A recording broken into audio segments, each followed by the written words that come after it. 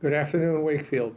I'm Dan Sherman, member of the Finance Committee, and we're here once again another year to discuss our financial picture for the town. With me is the town administrator, Steve Mayo, for a few more months. Few more months. But who's counting? Yep. And also with me is the superintendent of schools, Dr. Doug Lyons. We will follow up with, as our normal procedures in terms of going forward, discussing the past, the present, and the future. So in the past, I'm going to talk a little bit about the receipts we received so far through fiscal year 24, our account balances, and our spending. We're going to get to the present in terms of fiscal year 25 and what we're doing this year. And then we're going to get into the future and talk about fiscal year 26 and looking beyond fiscal year 26 for what we're projecting for expenses and revenue. So I'm going to start on receipts. So this particular chart shows the three main elements of receipts. Local receipts is the top piece in blue. We've had a pretty good run up on local receipts, as you'll see in a moment. State aid is the middle section there in purple. And of course, the biggest piece of our revenue receipts is the tax levy, our property taxes, and how those come through. And you'll notice that is the lion's share of our local receipts. And fortunately, that is an area that the feds and the states really can't cut. So we're very happy about that since it's a large portion. And this shows that portion over time. So receipts back in 2001 were just about 67% of our total. It increased up to close to 80%, and we're hovering around 78, 79% now. State aid as a percentage dropped significantly since 2001. We used to be about 20% of our receipts with state aid. Now it's barely over 10%. And then local receipts has been running at about 10% of our total receipts all along from 2001 all the way through 2024.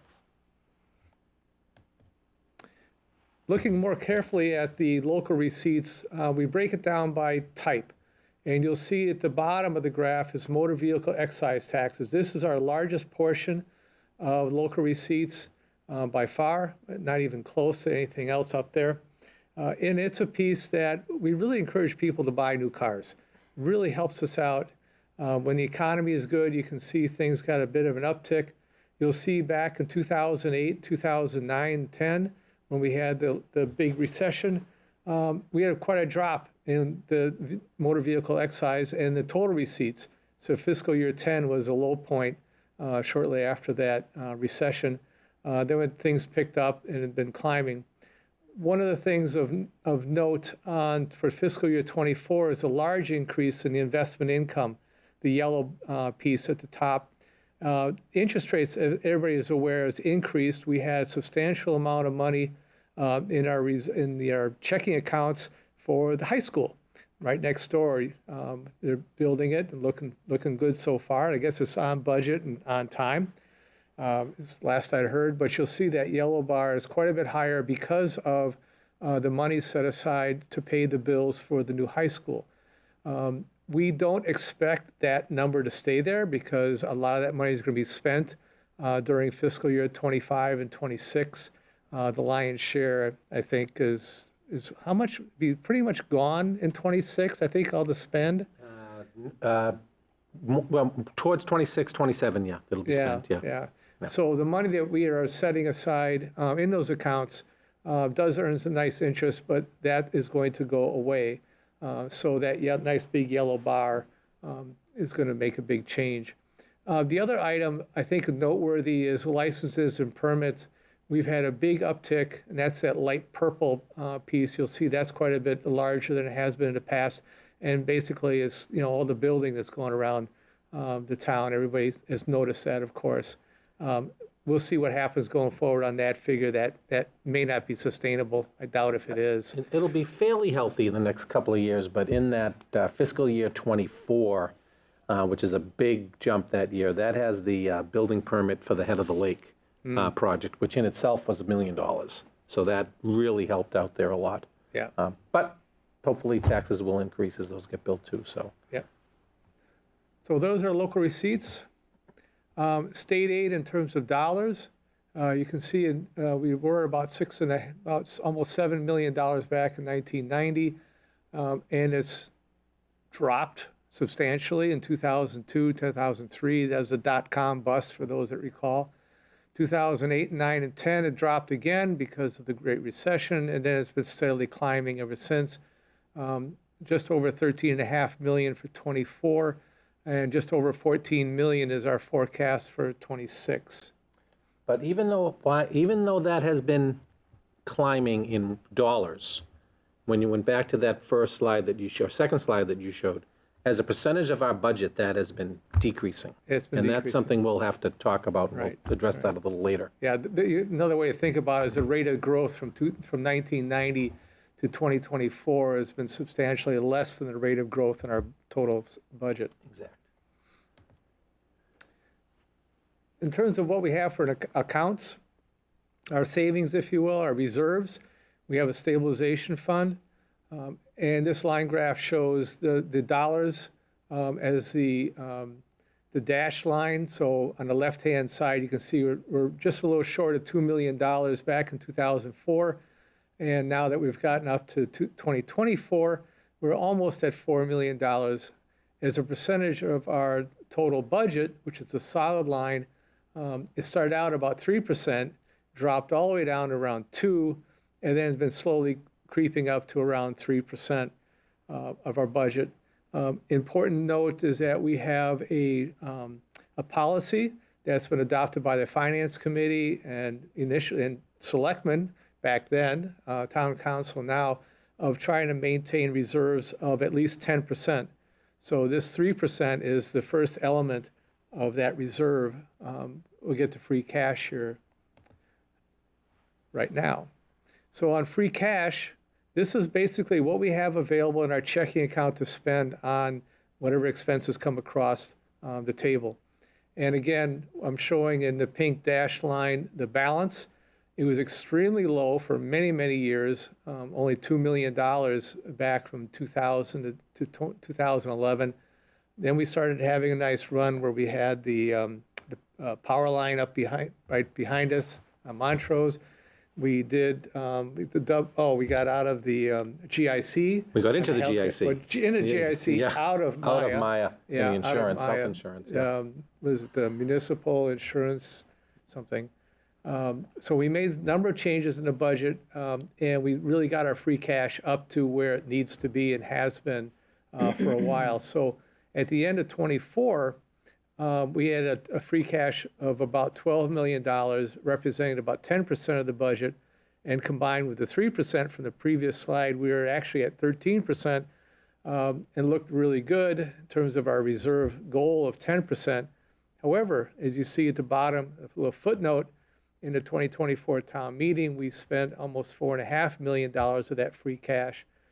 So today, that free cash is closer to about 7%, 7.5% of our budget, plus the 3. So we're sitting right about 10% as the three of us sit here at the table. We would like to keep the 10%. That's going to be one of our challenges. We have a debt service fund. This is used to pay various projects over time. Projects that this fund handles includes things like the Galvin public safety building. We had a roads bond. We had the recreation bond. Walton School. Walton Schools is in this. Yeah. So a lot of capital projects, money is funded into this debt service fund. Thank you, Phil McCarty. And then this fund pays out to handle those obligations for the bondholders. Yeah, we also run some of the other big capital purchases, fire trucks. Oh, yeah. Yeah, hook and ladder trucks, things like that, yeah. Right. So we try to keep that at a healthy balance. You notice in 2020, it got extremely small. We're up around $1.2 million. I think the current forecast is maybe back to $1.2 million at the end of fiscal year 25. If memory serves. So in terms of capital, this graph is a little complicated. I looked at the capital spend in the two different ways. One is the direct capital budget that will be voted on at town meeting. Those are the two lower lines. The purple is the actual dollars spent, or just over $2 million for '24. Will be just over $2 million for '25 and '26. And as a percentage of the budget, which is the green line, we're running at about, between 1% and 2% of our total budget. For '24, we're at 2%. But because of the debt service fund and all the money spent on things like public safety and Walton and so forth, I've combined the bond payments to the capital for the two upper lines. And that shows as a percentage of our total budget, roughly 7.5% for '24. And as a dollar amount, it's running just over $3 million, $3.5 million for as a percentage of our total budget. And that last line, the I guess it's turquoise, teal, at 5%. It'd be good if we could get it above 5%. Be nice if we could get that a little bit higher. We want to maintain our buildings. We need to maintain our equipment. But that's one of those areas that sometimes it got shoved to the wayside. For example, in 2000, it was all the way down to just 3% of our total budget, and just, what was it, 2006? It was like $350,000 what we spent on capital, versus the $2 million today. So it was pretty sad back then. Large budgets, what we're spending, and these are just large budgets that are not part of departments in other areas. So on the healthcare, you'll see we're spending close to $16 million. It'll be over $16 million for fiscal year '26. Retirement has a big increase. We've been really trying to take care of our unfunded liability for retirement. And the New England Regional Voc School is a significant piece. It's over $2 million. You'll see that. In terms of at the bottom, you'll note that the rate of increase in healthcare is just 3.8%. So that's pretty good over that time period. Retirement, though, is quite a bit higher at 8.7. It's not my fault, it really isn't. I'm on the retirement board. And the regional Voc has been quite an increase at 8.9%. And some of that last increases are because of the new Voc school. So we're going to see quite an uptick in that expense in the next couple of years.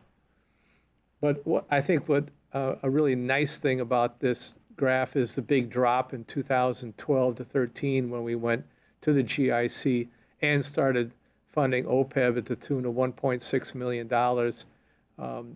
You'll see, and as you go through the budgets, the OPEB portion, that's OPEB, I should explain, is the post-retirement medical line item. We're going to have to cut some of that because of increased expenses and not enough increase in revenue. So over the last 5 years, this just gives you a summary on the personal services budget. This is basically salaries for the employees.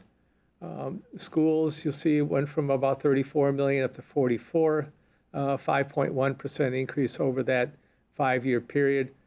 Fire has been a real challenge for us, a lot of overtime, a lot of issues in the fire department, a little bit of expansion of number of personnel during that period. But the overtime portion has really kind of hurt us there.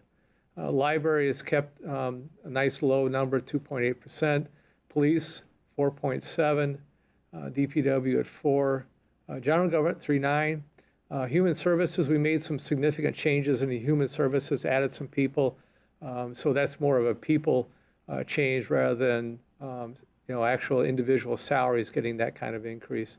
But the total over the time period, $67 million, 5%, and that $67 million represents about 60% of our total budget. In terms of those budgets by departments, so this brings in everything, all the expenses, contracts, so forth. Schools is running at about 5.1% per year. Fire, again, as I mentioned, some real struggles there. And fire, schools, library, police, all of those for the dominant portion of their budget is salaries. The other expenses pale in comparison to those. DPW, though, does have a lot of other things going on. General government is at 5.9. That's basically salaries as well as human services. You'll see the total just went up by 5.3% versus the 12 we saw on the previous slide because of how we shifted that budget around in terms of putting in personnel and taking out contracts. So it makes human services look a whole lot better. So the total budgets over that time period went up about 4.6% for those major departments. So looking forward and current budget priorities for 26, in no particular order, although I think it's alphabetic, buildings, education, energy efficiency, fields, playgrounds, public health and wellness, public infrastructure, and public safety. These have been our priorities for a number of years. There really isn't too much that we've either added or taken away. This is where we're spending most of our money. This is where we really need to take care of things. And there's been a lot of societal changes too, Right. that are Within those. that are Yeah. shown. You talked about the public health and wellness. We've done a lot more with the mental well-being of the community. I know the schools, education, there's a lot more with English language learners and special education costs. So there have been, societal priorities baked in there all the way through. Always public safety. And we're going to see, in the bonding area, a lot more money spent on energy efficiency. The Galvin School will have the solar roof. I think items are being delivered, and maybe as we speak, they're starting to get that done. So that should help in energy costs, but we got to put some money up front in there too. So I think, a lot of discussions between the finance committee, school committee, town council about where we want to put these priorities. So that's a couple slides is kind of baked in. So it's good to see. I would agree there. And I think, what's interesting is about these budget priorities is that education, listed just as education, the school system as part of the municipality touches on every one of the bullets Yeah. that are on the screen, right? We talk about this all the time. So go the towns, so go the schools, right? And the kind of the context and the connectedness that we've created in kind of budgeting over the last few years has really been important for us to continue the work that we're doing. Yeah, and also in education, we include the library. And one of the things that we're going to see when we talk about the capital is the fact that we need to spend some money on the HVAC system because the library has been designated a cooling zone. And last year, they struggled. It wasn't too cool. It wasn't too cool, yeah. It Yeah. wasn't too cool. And the library usage is still very, very high. Yeah. I've talked to Catherine numerous times about, how's the flow of the people and so forth. It's just always busy. There's always people coming in. So, that's a big part of our education as well. That shouldn't be ignored. So for fiscal year 26, at the end of fiscal year 26, because of the numbers you'll see here momentarily, we do expect our reserves to drop below a policy level of 9.7% versus our 10 that we have for fiscal year 25 is just not. We don't think it's going to make it. We're hoping that we will get 10%. I mean, 0.3. I'm not going to quibble too much. But right now, based on what we know for fiscal year 25, reading the tea leaves, talking to Kevin, our town town administrator assistant, Chief Financial Officer. Chief Financial Officer. I guess that's his current title. We hope to get 10%, but right now we're looking at 9.7.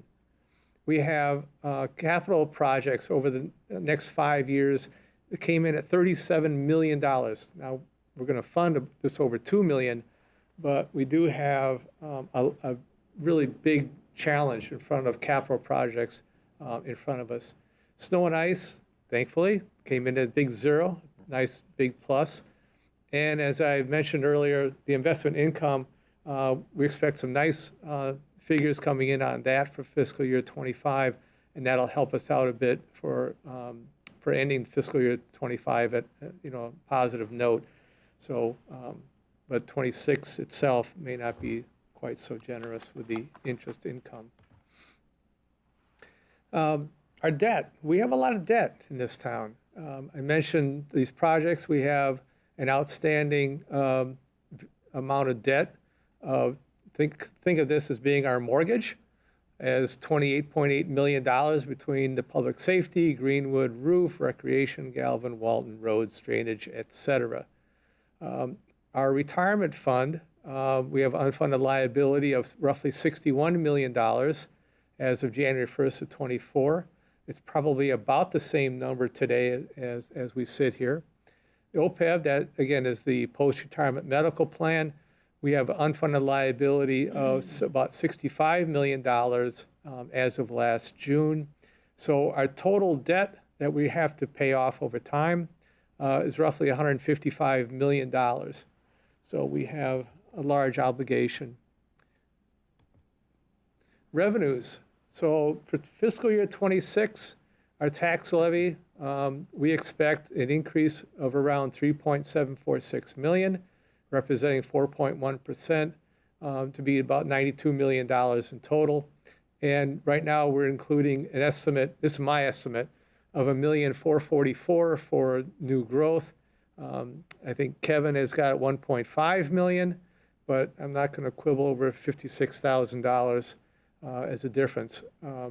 We're always asking our town assessor for the best and greatest number, and he keeps deferring us and saying, I don't have one for you.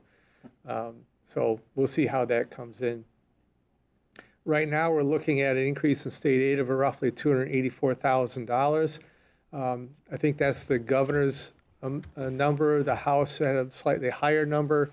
I'm not sure if the Senate has come up with anything yet. No, the Senate hasn't met yet, and although it seems to be trending in the right direction. So let's hope that that increases.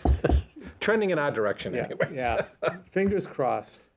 Local receipts, we're assuming is going to be level compared to 24 and 25. We think 26 is going to be roughly 11.5 million, same spot.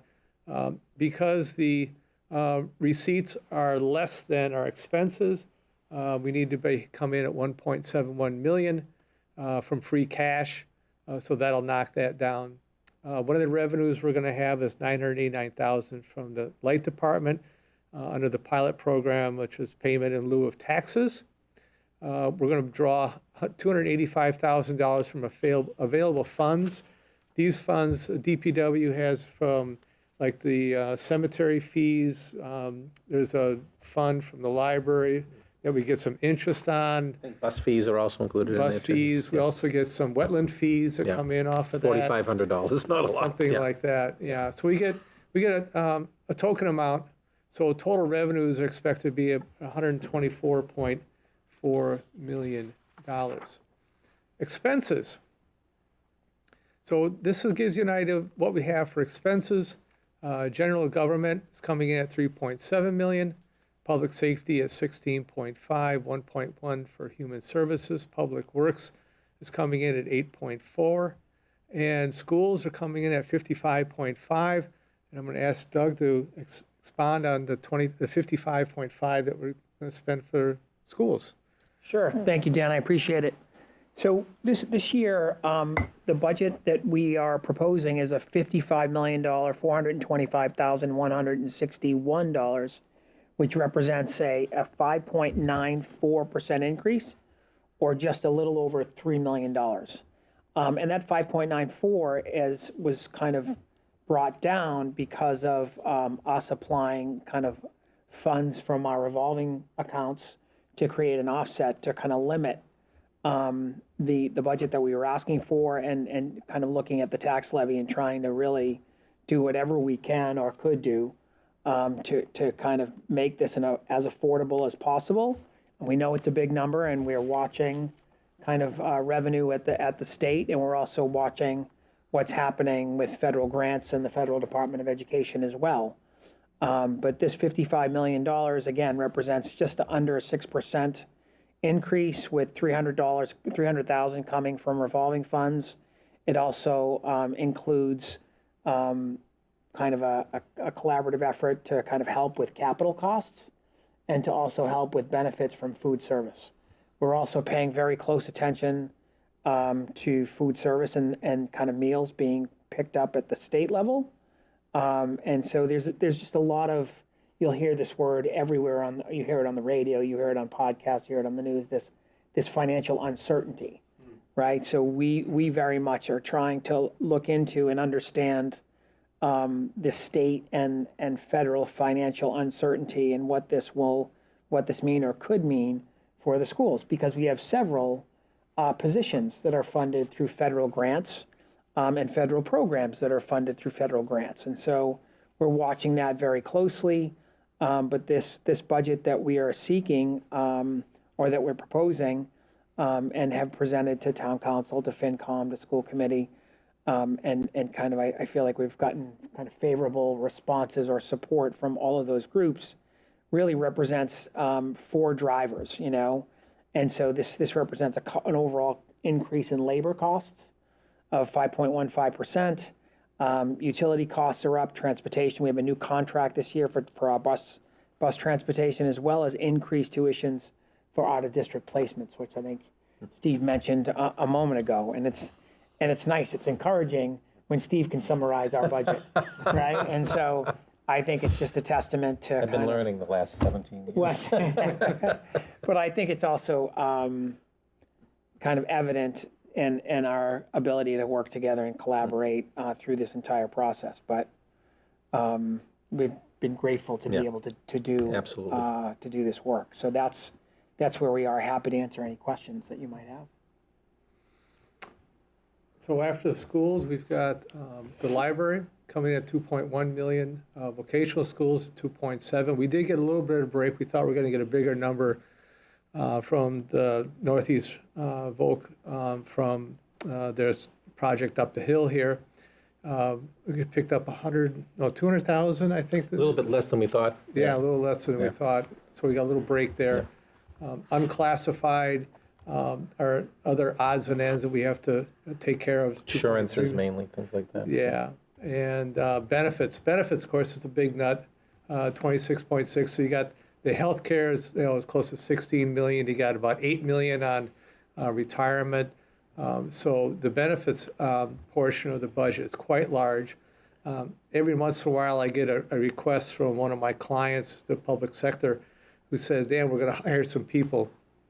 What should we put in as a line item in terms of the cost for this person?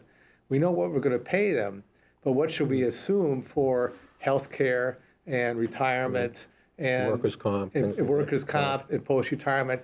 And it's, you add it all up, it's like another 40% increase over the salary. 40% of salary has to be added to the salary in order to look at the cost in total.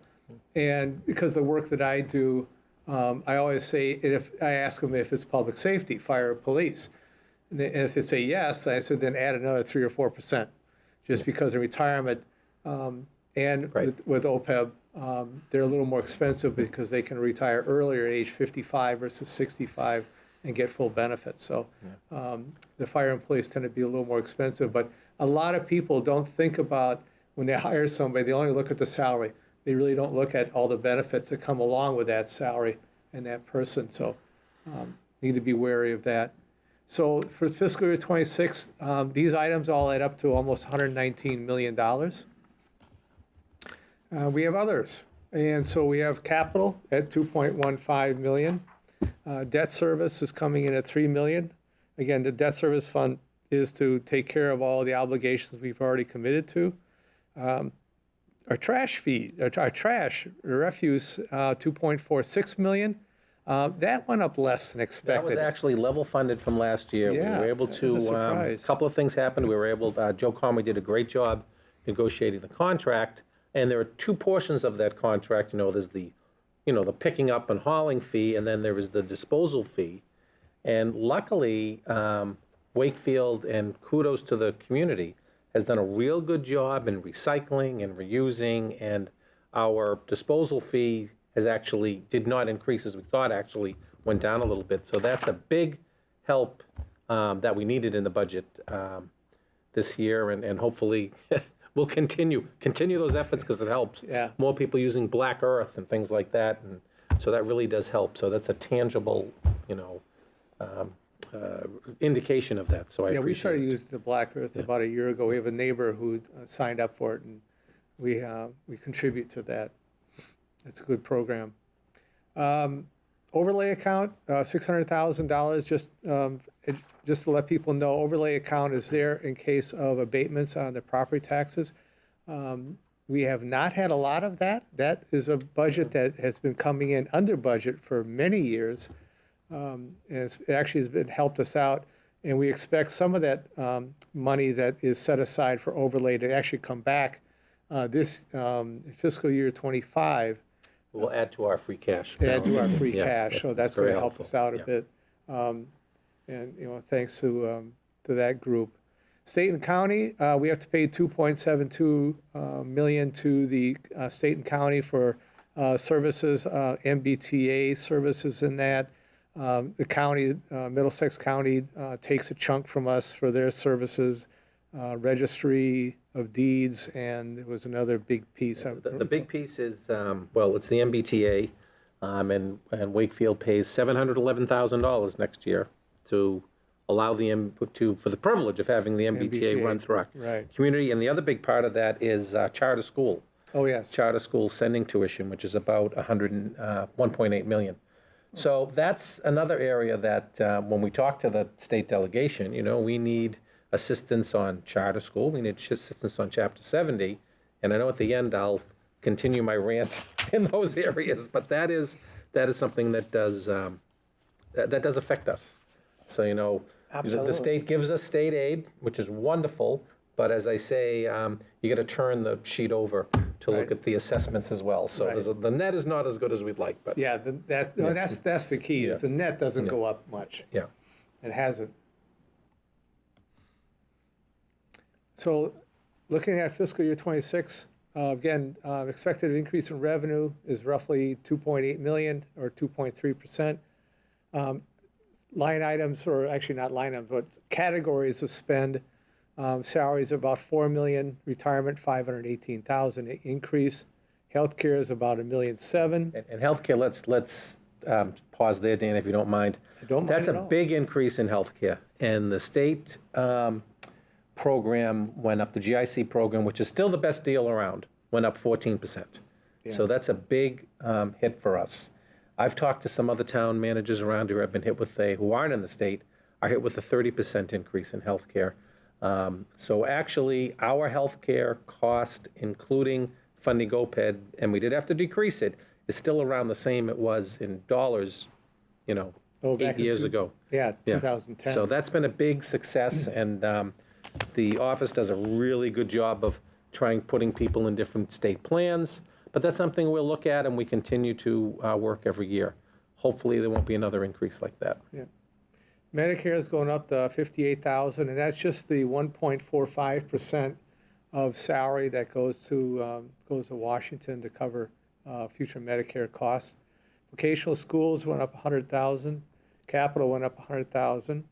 As we already mentioned a couple of times, the decrease in OPEB spend for post-retirement medical costs is down to $500,000. And then department increases, we've already talked a little bit about that. Total is going to go up about 5.5%. And you can see schools, police, fire, DPW, library, and general government. General government, Steve, 14.7% I know. See what increase. happens when I leave? You want to explain that I one? can explain that one. So in general government, a couple of things happened. We made there had to be some succession planning done last year, which we funded a half-year position. So that became a full-year position, as well as the fact that the town planner, which is in this budget, was also used with the last of the ARPA funds. So that is going to be replaced by tax dollars. So it's not a huge budget. So money-wise, it's not, dollar-wise, it's not a lot, but the percentage jumps off the page there at you.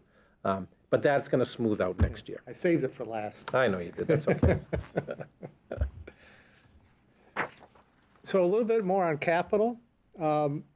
We've got, this is the broad categories. At the town meeting, the warrant you're going to have a sheet that looks something like this with all the little details. But in terms of groups, we have prior leases where we've purchased like dump trucks and other DPW heavy equipment that's very expensive. We lease those and spend out over, I think, 4 or 5 year time horizon to pay off those. So we have some leftovers from that. $804,000 in the fleet, which includes 3 police vehicles this year. Facilities, $558,000, which includes, we mentioned the HVAC system for the library and some other projects around the town. I mean, the library HVAC system really let go last summer, is what it was. And we had library workers, not in the areas, although we got it repaired in the areas where the public comes, but in off-public areas that were actually sweltering. So that's a necessity. Right. Yeah, and out of the 558, 230,000 is for the library, the roof and the system. Yeah. $250,000 fuels, parks, and cemeteries, miscellaneous 168, which includes, I think, some IT items are in there. Yes. So the grand total of $2,153,000 for capital through tax levy, and then water and sewer. We got some capital projects for both water and sewer enterprise accounts. Those are funded through your water and sewer bills. So in total, looking at the summary, total expend for fiscal year 25 is about 119 million. For 26, it's coming in at 124.4 million, an increase of 5.6 million or 4.7%.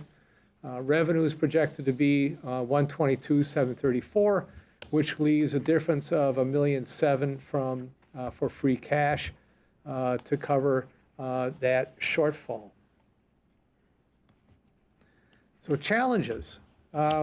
We still need to do work on our buildings, field maintenance and so forth, sidewalks, playgrounds and so forth. We're still working on those. We have a road bond, which still has helped us out a lot. But we're still, working on other aspects of our capital.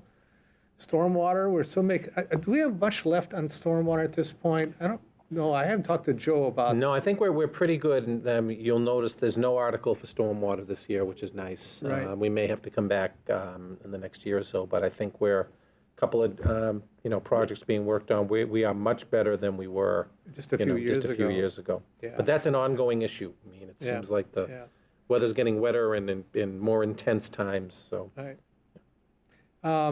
We have some capital projects that I mentioned earlier, about $37 million that are in front of us that not all of that will get funded, of course, not at $2 million a year over 5 years, so we can spend 10 out of 37 roughly. We've got some real challenges. As everybody's aware, there's a lot of noise around reductions in federal aid, which filters to the state, which then filters to us in many cases. So both federal and state aid is an area that is really going to be a problem. Right now, inflation has been relatively high and continues to be high, especially on buildings. And that inflation rate has been exceeding our revenue increase rate. That's been hurt. And we also, as I mentioned, really have a challenge in maintaining our 10% reserves. I know that some of the rating agencies would like us to be at 15%. That's not going to happen. It'd be wonderful if we did, but I think a 10% is the right spot to be in terms of reserves. It was always the right spot to be. Somehow it changed. Yeah, somehow somebody decided it needed to be higher. So opportunities, potential increase in state aid. And I think I'm going to turn this one over to Steve. And if we could slip over. So one thing that I've looked at over the years, and thank you, and I've talked a lot about, different communities get different amount of Chapter 70 aid. Chapter 70 is the main aid that comes out from the state for education. And if you can go to the beginning of it, and perfect, next slide would be great if they can. Nope, if they go, perfect. So here's next one. There you go. All right, so I've looked at the local aid history and what it has gone up over years, okay? And there have been very few years that the increase in state aid, Chapter 70 being the lion's share on the left, then you see UGR or unrestricted local aid and the net. Very few years has state aid, the increase in state aid met or increased inflation, okay? So we're already going behind the eight ball. We had a little bit in fiscal 23 and 24, but if you go back, if you go to the next slide, I think it shows the history of it has not been, Just excuse me a second, Steve. I assume for the audience, the percentage increase is the increase year over year on the net. on the net. On the net. On the net. So, and you know, it hasn't really, you know, inflation has been, you know, usually more during those years. So it has met only a couple of times. So it's really has failed to keep pace with inflation, except in 2018, 2023, and 24. The charter school assessment have averaged over $1 million per year since 2017. Now, the state has seemed to, you know, do grants in local areas versus direct aid, which is, it's hard to apply for them. It takes a lot of time, and I do feel that having it in the local receipt package allows us to handle that more at this level and a town meeting level, which is what should be. Next slide, please. So I started kind of playing around with what each town gets on per pupil reimbursements of our neighbors, okay? Now, I know that this is very simplistic because there is this big formula at the state level regarding Chapter 70, but I do think that Wakefield demographically is very similar to Melrose, Reading, Stoneham, maybe a little different than Saugus, mainly a little different from Linfield, yet Wakefield, out of all of those, gets the least per pupil on Chapter 70 reimbursement. Now, I understand that the total amount we get is very much based on the number of students you have.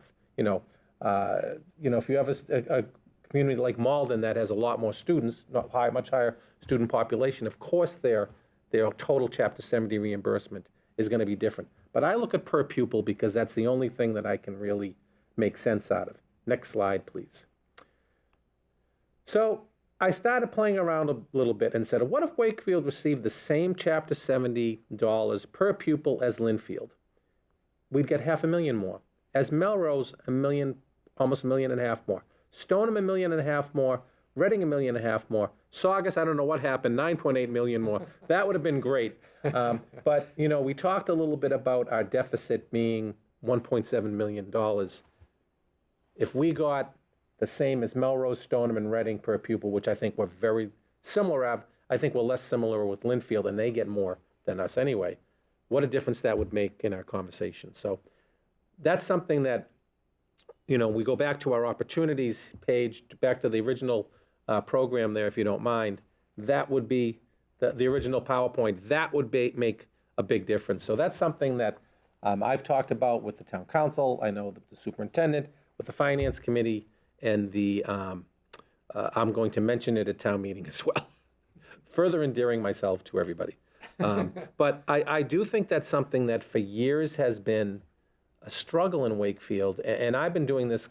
This is nothing new. I've been doing this, you know, comparison with other towns for, you know, the last 10, 15 years, and it kind of, you know, I love it when Chapter 78 goes up, and I think it will go up this year.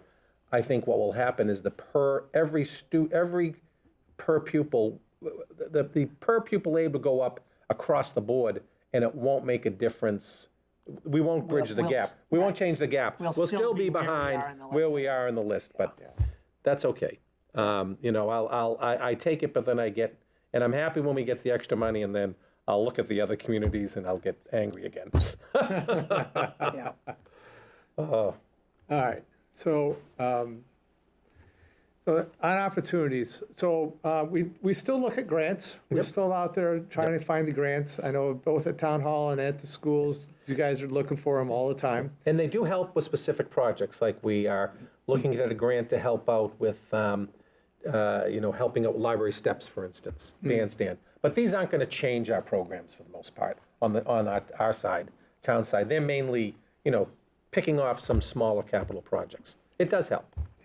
On the school side, we're looking at every grant right now, and we're looking at, you know, what is funded through the grant. If it's a state grant, We're also looking at federal grants. And so we're really looking hard at our entitlement grants in regard to Title I, which supports students that are struggling in certain academic areas, and our Title II grant, which contributes to that, our Title III grant, which supports our multilingual learners, formerly our English language learners, which our population has kind of exploded in that area. So we are really paying close attention. We're also looking at any new grants happening at the state level. We've been very, very fortunate in that our Assistant Superintendent Karen Morrow and her curriculum governance team has been able to work very closely with the Department of Elementary and Secondary Ed to support curriculum grants, which has accelerated our work in literacy, for example, and we've kind of gotten ahead of a lot of I don't want to say a lot of districts, but we've accelerated the work in such a way, whereas as if those grants don't become available, we're in a pretty good place. But that doesn't mean that we're not going to have to think thoughtfully about additional grants that we might be able to apply for. I'm going to talk this evening at school committee about the possibility, or proposing to school committee around school choice, and the potential to participate in that in a kind of a 1-year pilot to see how that could work. But also what happens there is that if students were to choice into the district, you get a per pupil expenditure that comes with them. So that could be an additional offset, which might help our budget. But these are on scale, $100,000 but it's like, Not a million plus of not a defense. million plus, right? And so you're absolutely right, Dan. But this is going to require that we look at, everything that we're doing, and really be thoughtful about how we're settling contracts, right? And so we settled our teacher contract last year, which we're very pleased about. We're in the process of negotiating 6 contracts this spring. We have tentative agreements with 3 units. We have 3 left. But these are our groups that we're working with now. Many of them are kind of our most vulnerable earners that we really need to increase their salaries for them to afford both to live in Wakefield or to work in Wakefield. And so that's kind of where we are now. But we are doing what other districts are doing, and I know Steve and I will kind of visit with our legislators and talk about Chapter 70. We'll talk about additional grants. We'll also talk about transportation, which is a significant issue for us, and the costs that have gone up for all of our busing, right? So that's something that we're trying to tackle as well. So there's a lot of moving parts here right now. Yeah, and I've been reading about across the country, the scientific community is out there saying, okay, we just lost a bunch of grants for these research projects. Where do we go now to replace those funds? And they're looking at, the private sector to say, can we get some support from the private sectors, from businesses or something like that? So I think across the country, people are looking everywhere they can to see, okay, where are we going to replace the funds we used to get from Washington? Yes. It's a big project. A big challenge with that, Dan, is who then owns the information that comes from the scientific research? Exactly. Right, so that's a corollary that's not often discussed, right? So yes, if you replace the funds, then who owns the intellectual kind of Yeah, I think about those studies that the tobacco industry put together a number of years ago.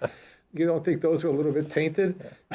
More doctors smoke Camel than any other brand. Yeah. You're dating yourself right now. I'm thinking more about cancer research and kind of what's happening there. The oil industry, they're still coming out with them. So, new growth is, as long as people keep building, add some new growth, local receipts, we're looking at things. And we're looking at other revenue. Where are we, should we be looking at trash fees as a possibility? A lot of our neighbors have it. Yep. Yeah.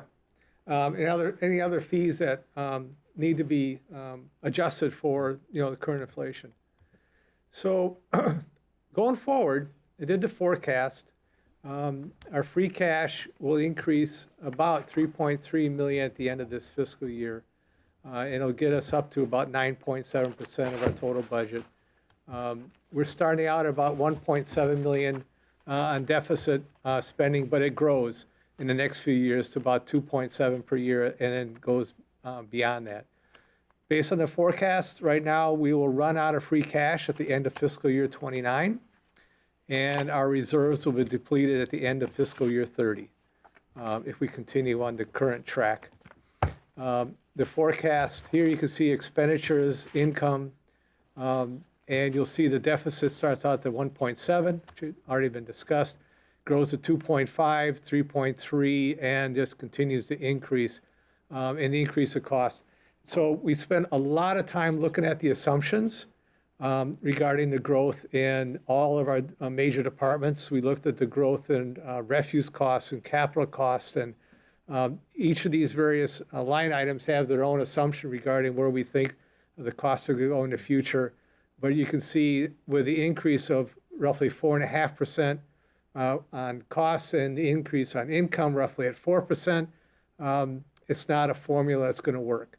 So for this fiscal year at town meeting, I hope everybody can hope for good turnout for town meeting starting Monday night.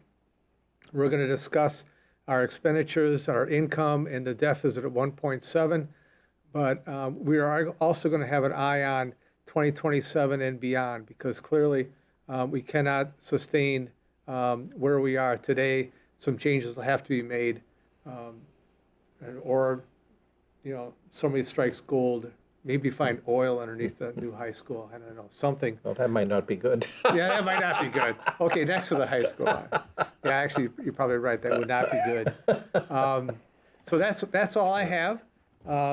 Again, if any closing comments from Dr. Lyons or Steve? I think that these are we've been here before.